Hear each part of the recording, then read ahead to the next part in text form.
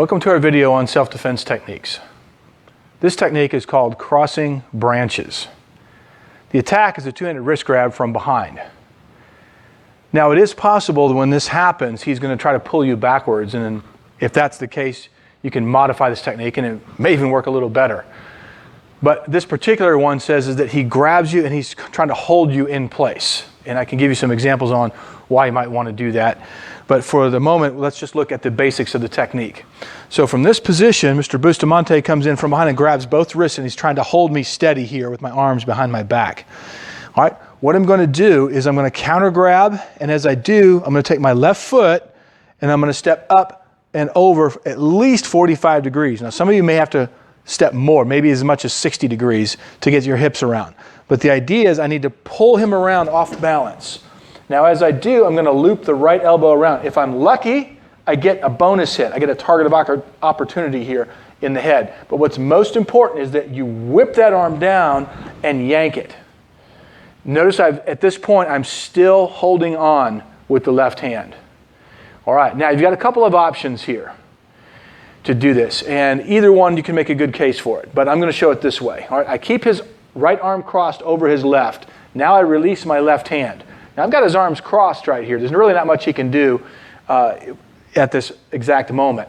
As that happens, the left elbow is going to circle and drop down in the spine.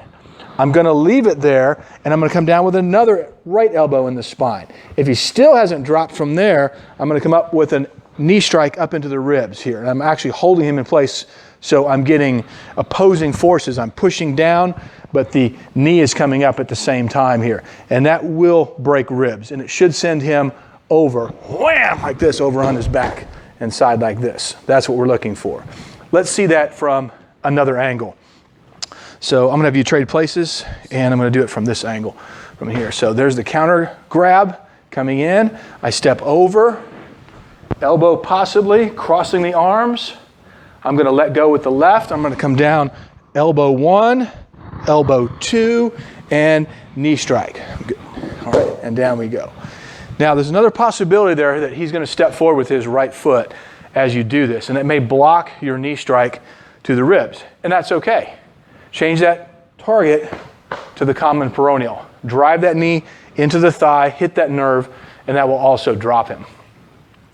One other version on this I'll mention quickly is that you can use the right elbow first. And some people like that because they feel like they've already created momentum with the right arm and they want to keep that momentum going rather than stop and switch arms. And that might be a very good reason for doing that.